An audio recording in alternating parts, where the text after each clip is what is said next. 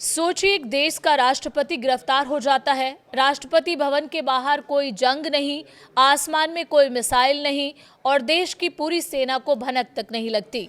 ये कहानी है वेनेजुला के पूर्व राष्ट्रपति निकोलस मादुरो की। और सवाल सिर्फ एक है, क्या ये चूक थी या भीतर से दिया गया धोखा। 3 जनवरी की रात अमेरिका की कार्रवाई में निकोलस मादुरो को हिरासत में लिया गया। इस ऑपरेशन में 55 लोगों की मौत हुई, जिनमें 32 क्यूबा के नागरिक शामिल थे।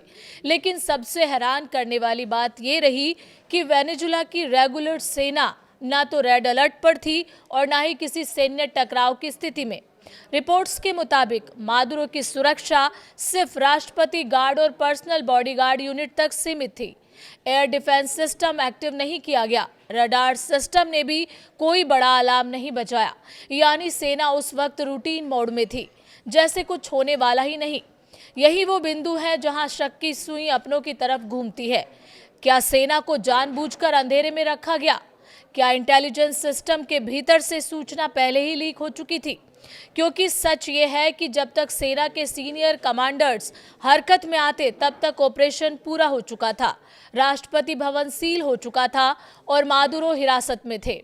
यानी सेना का एक्शन रोकने वाला कोई नहीं, सिर्फ प्रतिक्रिया देने वाला था।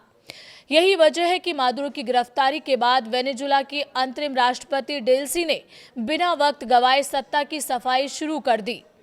उन्होंने राष्ट्रपति गार्ड का प्रमुख बदला, इंटेलिजेंस नेटवर्क की जांच शुरू करवाई और मादुरो के सबसे भरोसेमंद आदमी कैप्टन जुआन एस्केलोना को सीधे कैबिनेट में शामिल कर लिया। कैप्टन जुआन, जो ह्यूगो चावेज और मादुरो दोनों के बॉडीगार्ड रह चुके थे और जिनके मारे जाने की अफवाह भी फैलाई गई थी।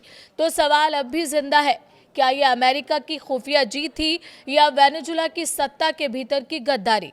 क्योंकि जब सेना को ही खबर न हो तो कहानी सिर्फ बाहर के दुश्मनों की नहीं होती। कई बार सबसे बड़ा खतरा सत्ता के सबसे करीब खड़े लोगों से आता है। इस पूरे मसले पर आपकी क्या राय है, आप कमेंट करके बता सकते हैं।